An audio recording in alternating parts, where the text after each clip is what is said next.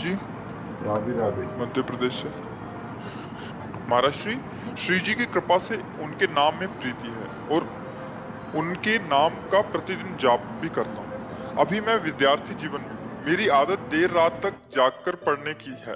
सभी के कहे अनुसार मैंने सुबह जल्दी जागकर पढ़ने का प्रयास लंबे समय तक किया, किंतु मन नहीं लगा। ऐसा मेरे और अन्य कई विद्यार्थियों के साथ होता है। महाराज जी, अपना मार्गदर्शन दीजिए। क्या भविष्य में इस दिनचर्या से शारीरिक और मानसिक स्वास्थ्य में बुरा प्रभाव पड़ सकता है, या मैं इसको ऐसे ही जारी रखूं, या एवं कै बजे तक सुबह जगते पढ़ने हैं? हेतु? 2:30-3 बजे रात तक। हाँ, आजकल तो इसे बच्चे जो अच्छी पढ़ाई कर रहे हैं वो ऐसा ही हमें बताए। जब 9 बजे उनका शौच स्नान आदि, तो प्रश्न 9 बजे आप क्यों जगते हैं, तो उन्होंने कहा कि 2:30-3 बजे तक तो हम पढ़ते रहते हैं। तो अगर उसको ऐसा कर लिया जाए कि 11 बजे हम शयन कर लें, 12, 1, 2, 3, 4, 5, 6 घंटा हो गए, और 5 बजे उठ जाएं और फिर हम 9 बजे तक पढ़ाई कर लें।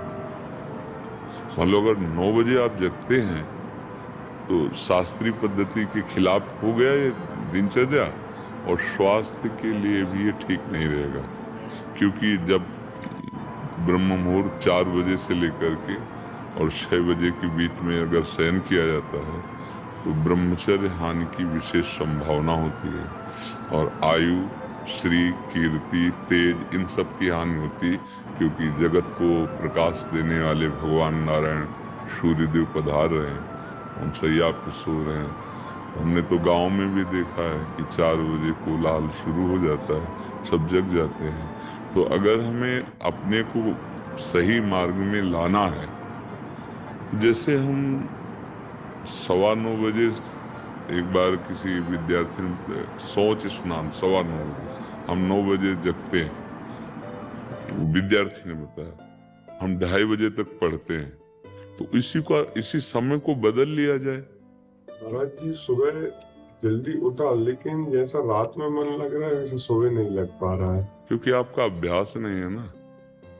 आपका अभ्यास नहीं, इसलिए ऐसा लग रहा है। लेकिन महाराज जी, ये लंबे समय तक ऐसा करके देखा तो परिवर्तन कुछ समझ में नहीं आया। नहीं, तुम कहिए नहीं, ये तुम्हारा परिवर्तन कैसी बात, तो अनुभव की बात है। तुम्हारे अनुभव गलत हो सकते हैं। अगर आप, हम कह रहे 5 बजे उठे, जल पिया, इसके बाद थोड़ा टहले, थोड़े से 100-200 कदम, सोच गए, इसके बाद व्यायाम आधा घंटा किया और 20 मिनट प्राणायाम किया, अब बैठ जाओ पढ़ने में, एकदम स्मृति नवीन, एकदम क्लियर। अब कितने समय तक प्रयास कर सकते हैं इसको? अरे जीवन भर प्रयास करना है, हम जीवन भर विद्यार्थी हैं। कोई पढ़ाई छूटेगी, कोई नौकरी मिलेगी, कोई किसानी, कुछ भी करेंगे, जीवन में एक दिनचर्या होनी चाहिए सोने और जागने की, एक लिमिट। जैसे एक बहुत व्यस्त शरीर है, उसके लिए 7 घंटे बहुत पर्याप्त है सोना। 6 घंटे वैसे पर्याप्त, और 7 घंटे। अब जैसे अपने लोगों के तो 3 घंटे, 2 घंटे, 1.5 घंटे, 24 घंटे में 1.5 घंटे, 2 घंटे। अब जितनी कोटि का उपासना में प्रवेश है, और नहीं 5 घंटे, या 5 के बाद फिर नहीं माना जाता कि तुम साधक को पड़े सो रहे हो, ऐसे 5 घंटे आखिरी। पर जैसे किसान आदमी, व्यायाम किए हुए, बहुत मेहनत करने वाला व्यापारी, 7 घंटे से ज्यादा नहीं रखा गया सोने के लिए। आप देखो, फिर वही हमारी बात आती, दिनचर्या एक तेज लाती है, एक इसमें जो आप 6 घंटे पढ़ करके समझ नहीं पाओगे ना, वो 2 घंटे में आप 6 घंटे का काम निपटा लोगे। आपकी तेजस्वी बुद्धि होगी, आपकी प्रवीण बुद्धि होगी, आपके अंदर पावर होगा। अब ब्रह्म मुहूर्त में शयन कर रहे हैं, फिर 9 बजे जो नहाना है वो एक ऐसे खिलवाड़ मात्र है। आप 5, 4 और 5 के बीच में उठे और स्नान किया, व्यायाम किया, 1-2 किलोमीटर दौड़ लगाई, थोड़ा प्राणायाम किया, फिर आप पढ़ के देखो।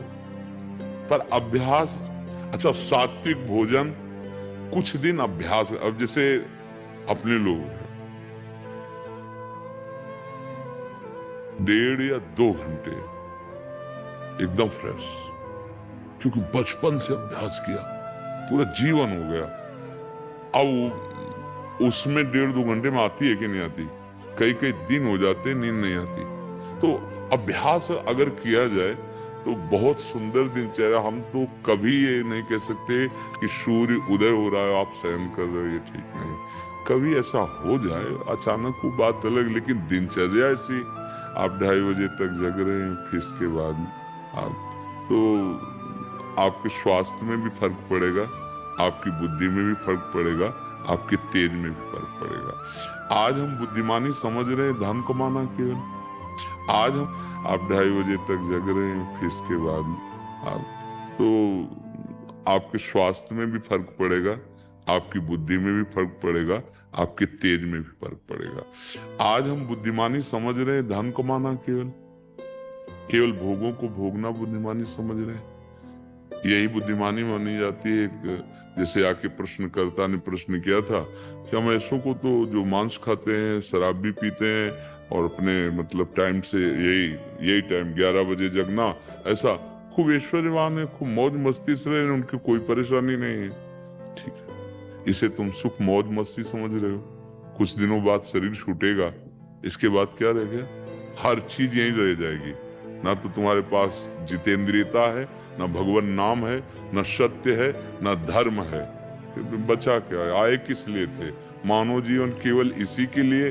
तो जितना तुम्हें डल्लभ के गद्दे पर आनंद मिलता है ना, सुअर को कीचड़ में मिलता है। जितना तुम्हें अपनी भार्या पे, उतना उसको अपने संभोग में मिलता है। जितना तुम्हें अपने बच्चे प्यारे, उसको अपने बच्चे वैसे ही प्यारे। जितना तुम्हें सांसारिक सुख, वो वैसे बिष्ठा।